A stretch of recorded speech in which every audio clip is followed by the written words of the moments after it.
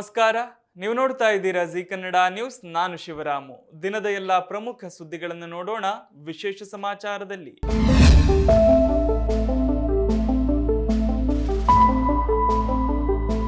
Dharwad BJP ಮುಖಂಡ ಯೋಗೀಶ್ ಗೌಡ ಕೊಲೆ ಪ್ರಕರಣದಲ್ಲಿ ಮಾಜಿ ಸಚಿವ ವಿನಯ್ ಕುಲಕರ್ಣಿಗೆ ಹೈಕೋರ್ಟ್ ಜಾಮೀನು ಮಂಜೂರು ಮಾಡಿದೆ.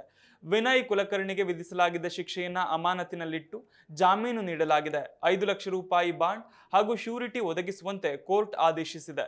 ಇದೇ ವೇಳೆ ವಿನಯ್ ಕುಲಕರ್ಣಿ ದೋಷಿ ಎಂದು ಪ್ರಕಟಿಸಿದ ತೀರ್ಪಿಗೂ ತಡೆಯಾಜ್ಞೆ ನೀಡಲಾಗಿದೆ. ಈ ಆದೇಶದಿಂದ ವಿನಯ್ ಕುಲಕರ್ಣಿ ಅವರ ಶಾಸಕ ಸ್ಥಾನಕ್ಕೆ ಮತ್ತೆ ಅವಕಾಶ ಸಿಗುವ ಸಾಧ್ಯತೆ ಮೂಡಿದೆ. ನ್ಯಾಯಮೂರ್ತಿ ಮೊಹಮ್ಮದ್ ನವಾಜ್ ಜಿ ಬಸವರಾಜ್ ಅವರಿದ್ದ ಪೀಠದಿಂದ ಈ ಆದೇಶ ಹೊರಬಿದ್ದಿದೆ. ವಿನಯ್ ಕುಲಕರ್ಣಿ ಸೇರಿದಂತೆ 10 ಆರೋಪಿಗಳಿಗೆ ಹೈಕೋರ್ಟ್ ಜಾಮೀನು ಮಂಜೂರು ಮಾಡಿದೆ. 2016ರ ಜೂನ್ 15ರಂದು ಧಾರವಾಡದಲ್ಲಿ ಬಿಜೆಪಿ ಮುಖಂಡ ಯೋಗೀಶ್ ಗೌಡ ಹತ್ಯೆ ನಡೆದಿತ್ತು. ಈ ಪ್ರಕರಣದಲ್ಲಿ ವಿನಯ್ ಕುಲಕರ್ಣಿ ವಿರುದ್ಧ ಗಂಭೀರ ಆರೋಪ ಕೇಳಿಬಂದಿತ್ತು. ನಂತರ ಪ್ರಕರಣದ ತನಿಖೆಯನ್ನ ಬಳಿಕ ಸಿಬಿಐಗೆ ವಹಿಸಲಾಗಿದ್ದು ತನಿಖೆ ನಡೆದಿತ್ತು. ಈ ಪ್ರಕರಣದಲ್ಲಿ ಕಾಂಗ್ರೆಸ್ ಶಾಸಕ ವಿನಯ್ ಕುಲಕರ್ಣಿ ವಿರುದ್ಧ ಕೊಲೆ ಮತ್ತು ಕ್ರಿಮಿನಲ್ ಸಂಚು ಆರೋಪಗಳು ಸಾಬೀತಾಗಿವೆ ಎಂದು ಬೆಂಗಳೂರಿನ ವಿಶೇಷ ನ್ಯಾಯಾಲಯ 2026ರ ಏಪ್ರಿಲ್ 17ರಂದು ತೀರ್ಪು ನೀಡಿ ಜೀವಾವಧಿ ಶಿಕ್ಷೆ ವಿಧಿಸಿತ್ತು.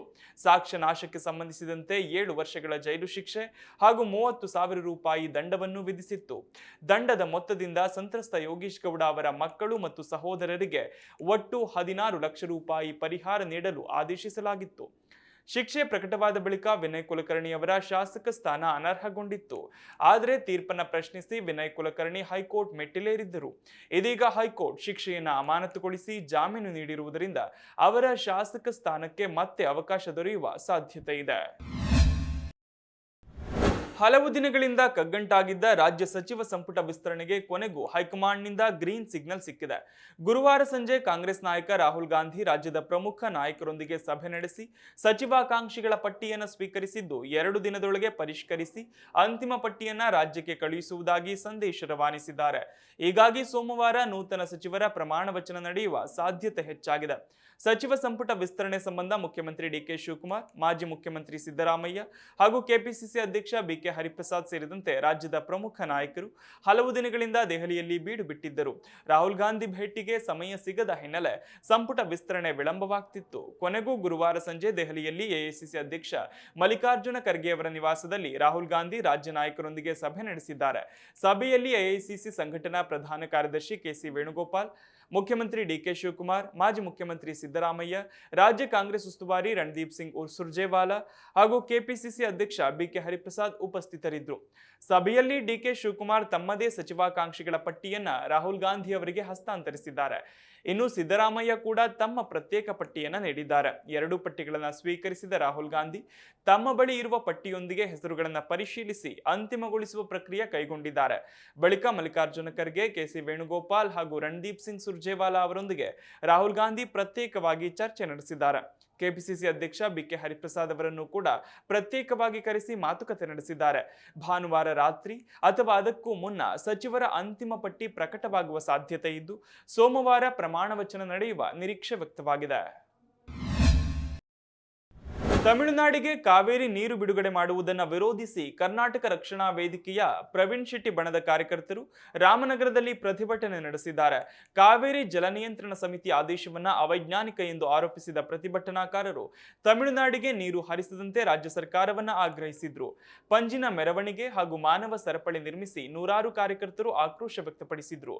ಪ್ರತಿಭಟನೆಗೆ ಪ್ರವೀಣ್ ಶೆಟ್ಟಿ ಬಣದ ಮುಖಂಡರು ನೇತೃತ್ವ ವಹಿಸಿದ್ರು. ಇದೇ ವೇಳೆ ಕಾವೇರಿ ನೀರು ಬಿಡುಗಡೆ ಮಾಡಿದ್ರೆ ರಾಜ್ಯಾದ್ಯಂತ ಹೋರಾಟ ತೀವ್ರಗೊಳಿಸಲಾಗುವುದು ಅಂತ ಎಚ್ಚರಿಕೆ ನೀಡಿದ ಕರವೇ ಸರ್ಕಾರ ನಿರ್ಲಕ್ಷ್ಯ ಮುಂದುವರೆಸಿದ್ರೆ ಕರ್ನಾಟಕ ಬಂದ್ಗೆ ಕರೆ ನೀಡೋ ಸಾಧ್ಯತೆ ಇದೆ ಅಂತ ತಿಳಿಸಿದ್ರು.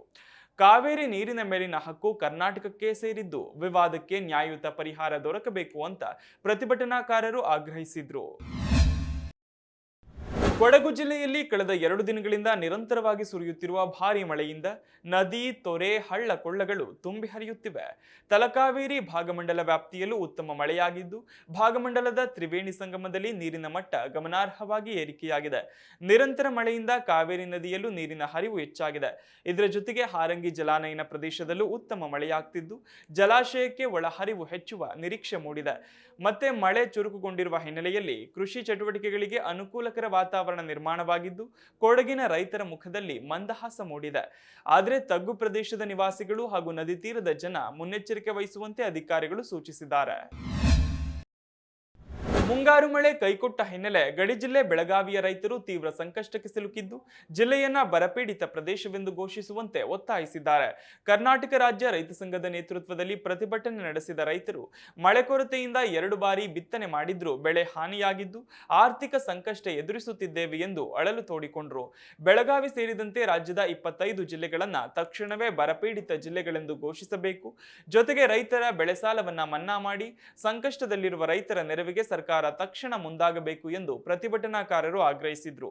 ರೈತರ ಬೇಡಿಕೆಗಳ ಕುರಿತು ಸರ್ಕಾರ ಶೀಘ್ರ ಕ್ರಮ ಕೈಗೊಳ್ಳಬೇಕು ಅಂತ ರೈತ ಸಂಘದ ಮುಖಂಡರು ಒತ್ತಾಯಿಸಿದ್ರು. ಬೆಂಗಳೂರು ನಗರದ ಸೌಂದರ್ಯ ಕಾಪಾಡಲು ಹಾಗೂ ಕಟ್ಟಡ ತ್ಯಾಜ್ಯವನ್ನ ವೈಜ್ಞಾನಿಕವಾಗಿ ವಿಲೇವಾರಿ ಮಾಡಲು ಹೊಸ ನಿಯಮಗಳನ್ನು ಜಾರಿಗೆ ತರಲು ಜಿಬಿಎ ಮುಂದಾಗಿದೆ. ಇನ್ನು ಮುಂದೆ ಮನೆ ಅಥವಾ ಕಟ್ಟಡ ಡೆಮಾಲಿಷನ್ ಮಾಡುವ ಮುನ್ನ ಮಾಲೀಕರು ಕಡ್ಡಾಯವಾಗಿ ನೋಂದಣಿ ಮಾಡಿಕೊಳ್ಳಬೇಕು. ಡೆಮಾಲಿಷನ್ ವೇಳೆ ಉಂಟಾಗುವ ಕಟ್ಟಡ ಅವಶೇಷಗಳನ್ನ ನಿಗದಿತ ವ್ಯವಸ್ಥೆಯ ಮೂಲಕವೇ ವಿಲೇವಾರಿ ಮಾಡಬೇಕು. ಅವಶೇಷಗಳ ಸಂಗ್ರಹಣೆ ಮತ್ತು ವಿಲೇವಾರಿಗೆ ನೇಮಿಸಲಿರುವ ಸಂಸ್ಥೆಯು ಪ್ರತಿ ಟನ್ಗೆ 760 ರೂಪಾಯಿ ಶುಲ್ಕ ವಿಧಿಸಲಿದೆ. ಈ ಕ್ರಮದ ಉದ್ದೇಶ ನಗರದ ರಸ್ತೆ ಬದಿ ಹಾಗೂ ಖಾಲಿ ಜಾಗಗಳಲ್ಲಿ ಕಟ್ಟಡ ತ್ಯಾಜ್ಯವನ್ನ ಅನಧಿಕೃತವಾಗಿ ಎಸೆಯುವುದನ್ನು ತಡೆಯುವುದು, ಪರಿಸರ ಸಂರಕ್ಷಿಸುವುದು ಮತ್ತು ನಗರದ ಸ್ವಚ್ಛತೆ ಹಾಗೂ ಸೌಂದರ್ಯವನ್ನ ಕಾಪಾಡುವುದಾಗಿದೆ. ಆಗಸ್ಟ್ 1 ಅಂದ್ರೆ ನಾಳೆಯಿಂದ ದೇಶಾದ್ಯಂತ ಹಲವು ಅಗತ್ಯ ವಸ್ತುಗಳು ಹಾಗೂ ಎಲೆಕ್ಟ್ರಾನಿಕ್ಸ್ ಉತ್ಪನ್ನಗಳ ಬೆಲೆಯಲ್ಲಿ ಏರಿಕೆಯಾಗುವ ಸಾಧ್ಯತೆ ಇದೆ. ಎಫ್ಎಂಸಿಜಿ ಉತ್ಪನ್ನಗಳು, ಸ್ಮಾರ್ಟ್ಫೋನ್ಗಳು, ಗೃಹೋಪಯೋಗಿ ಎಲೆಕ್ಟ್ರಾನಿಕ್ಸ್ ಮತ್ತು ಕಾರುಗಳ ಬೆಲೆ ಹೆಚ್ಚಳದಿಂದ ಮಧ್ಯಮ ವರ್ಗದ ಕುಟುಂಬಗಳ ಮಾಸಿಕ ಬಜೆಟ್ ಮೇಲೆ ಹೆಚ್ಚುವರಿ ಹೊರೆ ಬೀಳುವ ಸಾಧ್ಯತೆ ಇದೆ. ಕಚ್ಚಾ ವಸ್ತುಗಳ ಬೆಲೆ ಏರಿಕೆ ಮತ್ತು ಉತ್ಪಾದನಾ ವೆಚ್ಚ ಹೆಚ್ಚಳದ ಹಿನ್ನೆಲೆ ಮಾರುತಿ ಸುಜುಕಿ ತನ್ನ ಕೆಲವು ಮಾದರಿಗಳ ಬೆಲೆಯನ್ನ 30,000 ರೂಪಾಯಿವರೆಗೆ ಹೆಚ್ಚಿಸುವುದಾಗಿ ಘೋಷಿಸಿದೆ. ಹೋಂಡಾ ಕಾರ್ಸ್ ಹಾಗೂ ಮರ್ಸಿಡೀಸ್ ಬೆಂಜ್ ಕೂಡ ಶೀಘ್ರದಲ್ಲೇ ಬೆಲೆ ಪರಿಷ್ಕರಣೆ ಮಾಡುವ ಸಾಧ್ಯತೆ ಇದೆ. ಪಶ್ಚಿಮ ಏಷ್ಯಾದ ಭೌಗೋಳಿಕ ರಾಜಕೀಯ ಬಿಕ್ಕಟ್ಟು ಹಾಗೂ ಕಚ್ಚಾ ತೈಲ ಹಾಗೂ ಪಾಮ್ ಆಯಿಲ್ ಬೆಲೆ ಏರಿಕೆಯಾಗಿದೆ. ಈ ಎಲ್ಲ ಬೆಳವಣಿಗೆಗಳಿಂದ ಉತ್ಪಾದನಾ ಮತ್ತು ಆಮದು ವೆಚ್ಚ ಹೆಚ್ಚಾಗಿದ್ದು ಅದರ ಪರಿಣಾಮವಾಗಿ ವಿವಿಧ ವಸ್ತುಗಳ ಬೆಲೆ ಪರಿಷ್ಕರಣೆ ಅನಿವಾರ್ಯವಾಗಿದೆ. ಈಗಾಗಲೇ ಹಣದುಬ್ಬರದಿಂದ ಸಂಕಷ್ಟ ಎದುರಿಸುತ್ತಿರುವ ಮಧ್ಯಮ ವರ್ಗದ ಕುಟುಂಬಗಳಿಗೆ ಆಗಸ್ಟ್ 1ರಿಂದ ಜಾರಿಗೆ ಬರಲಿರುವ ಈ ಬೆಲೆ ಏರಿಕೆ ಮತ್ತಷ್ಟು ಆರ್ಥಿಕ ಒತ್ತಡ ಉಂಟು ಮಾಡುವ ಸಾಧ್ಯತೆ ಇದೆ. ಅಕ್ವೇರಿಯಂ ಮೀನು ಸಾಕಲು ಅವಕಾಶ ನೀಡದ ಹಿನ್ನೆಲೆ ಮನನೊಂದು ಮನೆ ಬಿಟ್ಟು ಹೋದ 13 ವರ್ಷದ ಬಾಲಕ 4 ದಿನಗಳಿಂದ ನಾಪತ್ತೆಯಾಗಿದ್ದು ಪೋಷಕರು ಕಣ್ಣೀರಿನಿಂದ ದಿನ ಕಳೆಯುತ್ತಿದ್ದಾರೆ. ಬೆಂಗಳೂರಿನ ಉತ್ತರಹಳ್ಳಿಯ ಗೌಡನಪಾಳ್ಯ ನಿವಾಸಿ 13 ವರ್ಷದ ಕಿಶೋರ್ ನಾಪತ್ತೆಯಾದ ಬಾಲಕ. ಕಳೆದ 4 ದಿನಗಳಿಂದ ಪೋಷಕರು, ಸಂಬಂಧಿಕರು ಹಾಗೂ ಪೊಲೀಸರು ಹುಡುಕಾಟ ನಡೆಸುತ್ತಿದ್ರೂ ಕೂಡ ಯಾವುದೇ ಸುಳಿವು ಸಿಕ್ಕಿಲ್ಲ. ಕಿಶೋರ್ಗೆ ಅಕ್ವೇರಿಯಂ ಮೀನು ಸಾಕುವ ಆಸೆ ಇತ್ತು. ಸುಮಾರು 15 ದಿನಗಳ ಹಿಂದೆ ಮನೆಗೆ ಮೀನುಗಳನ್ನು ತಂದಿದ್ದಾಗ ಹಣ ವ್ಯರ್ಥ ಮಾಡಬೇಡ ಅಂತ ತಂದೆ ನಾಗೇಂದ್ರ ಬುದ್ಧಿವಾದ ಹೇಳಿ ಗದರಿದ್ರು. ಆಗ ಬಾಲಕ ಮನೆ ಬಿಟ್ಟು ಹೋಗಿದ್ರು ಕೂಡ ಕೆಲವೇ ಗಂಟೆಗಳಲ್ಲಿ ಪತ್ತೆಯಾಗಿದ್ದ. ಜುಲೈ 27ರಂದು ಶಾಲೆಯಿಂದ ಮನೆಗೆ ಬರುವಾಗ ಕಿಶೋರ್ ಮತ್ತೆ ಅಕ್ವೇರಿಯಂ ಮೀನುಗಳನ್ನು ತಂದಿದ್ದ. ಇದರಿಂದ ಕೋಪಗೊಂಡ ತಂದೆ ಮಗನನ್ನ ಗದರಿಸಿ ಹೊಡೆದಿದ್ದಾರೆ ಎನ್ನಲಾಗಿದೆ. ಸಂಜೆ ಸುಮಾರು 5 ಗಂಟೆಗೆ ಕಿಶೋರ್ ಸೈಕಲ್ನಲ್ಲಿ ಮನೆಯಿಂದ ಹೊರಟಿದ್ದು ರಾತ್ರಿ ತಡವಾದ್ರೂ ಕೂಡ ಮನೆಗೆ ಮರಳದ ಕಾರಣ ತಾಯಿ ಲಕ್ಷ್ಮಿ ಸುಬ್ರಹ್ಮಣ್ಯ ಪೊಲೀಸ್ ಠಾಣೆಯಲ್ಲಿ ನಾಪತ್ತೆ ಪ್ರಕರಣ ದಾಖಲಿಸಿದ್ದಾರೆ. ಪೊಲೀಸರು ಬಾಲಕನಿಗಾಗಿ ಶೋಧ ಕಾರ್ಯ ಮುಂದುವರೆಸಿದ್ದಾರೆ. ಕೊಡಗಿನ ಸೋಮವಾರಪೇಟೆ ತಾಲೂಕಿನ ಕೋತಿ ಗ್ರಾಮದಲ್ಲಿ ಅರಣ್ಯ ಇಲಾಖೆ ಹಾಗೂ ಗ್ರಾಮಸ್ಥರ ನಡುವೆ ತೀವ್ರ ವಾಗ್ವಾದ ಮತ್ತು ಜಟಾಪಟಿ ನಡೆದಿದೆ. ಹೊನ್ನೇರುಬೈಲು ಪ್ರದೇಶದಲ್ಲಿ ಜೆಸಿಬಿ ಬಳಸಿ ಗುಂಡಿ ತೆಗೆದು ಬಿದಿರು ನೆಡುವ ಕಾರ್ಯವನ್ನ ಅರಣ್ಯ ಇಲಾಖೆ ಆರಂಭಿಸುತ್ತಿದ್ದಂತೆ ಗ್ರಾಮಸ್ಥರು ತೀವ್ರ ವಿರೋಧ ವ್ಯಕ್ತಪಡಿಸಿದ್ರು. ಗ್ರಾಮವನ್ನ ಅರಣ್ಯ ಪ್ರದೇಶವನ್ನಾಗಿ ಮಾಡಲು ಯತ್ನಿಸಲಾಗುತ್ತಿದೆ ಅಂತ ಆರೋಪಿಸಿದ ಗ್ರಾಮಸ್ಥರು, ಕೋತಿ ಗ್ರಾಮದಲ್ಲಿ ಅರಣ್ಯ ಕಾಯ್ದೆಯ ಸೆಕ್ಷನ್ 4 ಜಾರಿಯಾಗಿಲ್ಲ, ಜಾರಿಯಾಗಿದ್ರೆ ಮೊದಲು ನೋಟಿಸ್ ನೀಡಬೇಕಿತ್ತು ಅಂತ ಅಧಿಕಾರಿಗಳನ್ನ ಗ್ರಾಮಸ್ಥರು ತರಾಟೆಗೆ ತೆಗೆದುಕೊಂಡ್ರು. ಪ್ರತಿಭಟನೆ ತೀವ್ರವಾಗ್ತಿದ್ದಂತೆ ಅಧಿಕಾರಿಗಳು ಅರಣ್ಯ ಮತ್ತು ಕಂದಾಯ ಇಲಾಖೆಗಳು ಸೇರಿ ಜಂಟಿ ಸರ್ವೆ ನಡೆಸುವುದಾಗಿ ಭರವಸೆ ನೀಡಿದ್ರು. ಬಳಿಕ ಅರಣ್ಯ ಇಲಾಖೆಯ ಸಿಬ್ಬಂದಿ ಸ್ಥಳದಿಂದ ತೆರಳಿದ್ದು ಸದ್ಯ ಪರಿಸ್ಥಿತಿ ಶಾಂತವಾಗಿದೆ. ಜಂಟಿ ಸರ್ವೆ ಬಳಿಕ ಮುಂದಿನ ಕ್ರಮ ಕೈಗೊಳ್ಳಲಾಗುವುದು ಎಂದು ಅಧಿಕಾರಿಗಳು ತಿಳಿಸಿದ್ದಾರೆ. ಕಾಮನ್ವೆಲ್ತ್ ಕ್ರೀಡಾಕೂಟದ ಪುರುಷರ ಜಾವೆಲಿನ್ ಥ್ರೋ ಸ್ಪರ್ಧೆಯಲ್ಲಿ ಭಾರತದ ಸ್ಟಾರ್ ಅಥ್ಲೀಟ್ ನೀರಜ್ ಚೋಪ್ರಾ ಫೈನಲ್ಗೆ ಅರ್ಹತೆ ಪಡೆದಿದ್ದಾರೆ. ಅರ್ಹತಾ ಸುತ್ತಿನಲ್ಲಿ ನೀರಜ್ 79.61 ಮೀಟರ್ ದೂರ ಜಾವೆಲಿನ್ ಎಸೆದು ಅಂತಿಮ ಸುತ್ತಿಗೆ ಪ್ರವೇಶಿಸಿದ್ರು. ಭಾರತದ ಮತ್ತಿತರ ಸ್ಪರ್ಧಿಗಳಾದ ರೋಹಿತ್ ಯಾದವ್ ಹಾಗೂ ಯಶ್ವೀರ್ ಸಿಂಗ್ ಕೂಡ ಫೈನಲ್ಗೆ ಸ್ಥಾನ ಕಾಯ್ದುಕೊಂಡಿದ್ದಾರೆ. ಅರ್ಹತಾ ಸುತ್ತಿನಲ್ಲಿ ಒಟ್ಟು 20 ಅಥ್ಲೀಟ್ಗಳು ಕಣಕ್ಕಿಳಿದಿದ್ದು ಅಗ್ರ 12 ಮಂದಿ ಫೈನಲ್ಗೆ ಆಯ್ಕೆಯಾಗಿದ್ದಾರೆ. ನೇರ ಅರ್ಹತೆಗಾಗಿ 83 ಮೀಟರ್ ಗುರಿ ನಿಗದಿಪಡಿಸಲಾಗಿತ್ತು.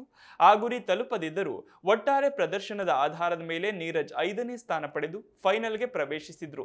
2018ರ ಗೋಲ್ಡ್ ಕೋಸ್ಟ್ ಕಾಮನ್ವೆಲ್ತ್ ಕ್ರೀಡಾಕೂಟದಲ್ಲಿ 86.47 ಮೀಟರ್ ಜಾವೆಲಿನ್ ಎಸೆದು ಚಿನ್ನದ ಪದಕ ಗೆದ್ದಿದ್ದ ನೀರಜ್ ಗಾಯದ ಕಾರಣದಿಂದ 2022ರ ಬರ್ಮಿಂಗ್ಹ್ಯಾಮ್ ಕಾಮನ್ವೆಲ್ತ್ ಕ್ರೀಡಾಕೂಟದಲ್ಲಿ ಸ್ಪರ್ಧಿಸಿರಲಿಲ್ಲ.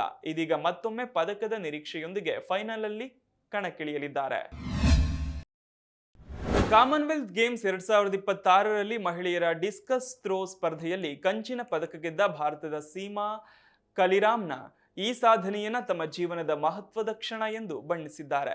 27 ವರ್ಷದ ಸೀಮಾ 58.66 ಮೀಟರ್ಗಳ ಅತ್ಯುತ್ತಮ ಎಸೆತದೊಂದಿಗೆ ಕಂಚಿನ ಪದಕ ತಮ್ಮದಾಗಿಸಿಕೊಂಡ್ರು. ಗ್ಲಾಸ್ಗೋದಲ್ಲಿ ಭಾರತಕ್ಕೆ ಅಥ್ಲೆಟಿಕ್ಸ್ ವಿಭಾಗದಲ್ಲಿ 4ನೇ ಪದಕ ತಂದುಕೊಟ್ಟಿರುವ ಸೀಮಾ ಈಗ ವರ್ಷದ ಕೊನೆಯಲ್ಲಿ ನಡೆಯಲಿರುವ ಏಷ್ಯನ್ ಗೇಮ್ಸ್ ಮೇಲೆ ಗಮನ ಹರಿಸಿದ್ದಾರೆ. ಇನ್ನು ಭಾರತ ಮತ್ತೊಂದು ಪದಕದ ಸಂಭ್ರಮ ಆಚರಿಸಿದೆ. ಪುರುಷರ 110 ಕೆಜಿ ವೇಟ್ ಲಿಫ್ಟಿಂಗ್ ವಿಭಾಗದಲ್ಲಿ ಭಾರತದ ಲವ್ಪ್ರೀತ್ ಸಿಂಗ್ ಅದ್ಭುತ ಪ್ರದರ್ಶನ ನೀಡಿ ಬೆಳ್ಳಿ ಪದಕ ಗೆದ್ದಿದ್ದಾರೆ. ಲವ್ಪ್ರೀತ್ ಒಟ್ಟು 388 ಕೆಜಿ ಭಾರ ಎತ್ತುವ ಮೂಲಕ ದ್ವಿತೀಯ ಸ್ಥಾನ ಪಡೆದು ಭಾರತಕ್ಕೆ ಅಮೂಲ್ಯ ಪದಕ ತಂದುಕೊಟ್ಟಿದ್ದಾರೆ. ಈ ಗೆಲುವಿನೊಂದಿಗೆ ಕಾಮನ್ವೆಲ್ತ್ ಗೇಮ್ಸ್ನಲ್ಲಿ ಭಾರತದ ಪದಕಗಳ ಸಂಖ್ಯೆ ಮತ್ತಷ್ಟು ಹೆಚ್ಚಿದ್ದು ಭಾರತೀಯ ಕ್ರೀಡಾಪಟುಗಳ ಅತ್ಯುತ್ತಮ ಪ್ರದರ್ಶನ ಮುಂದುವರೆದಿದೆ. ಇದಿಷ್ಟು ಈ ದಿನದ ಪ್ರಮುಖ ಸುದ್ದಿ. ನೋಡ್ತಾ ಇರಿ ಜೀ ಕನ್ನಡ ನ್ಯೂಸ್, ಸತ್ಯವೇ ಸುದ್ದಿಯ ಜೀವಾಳ.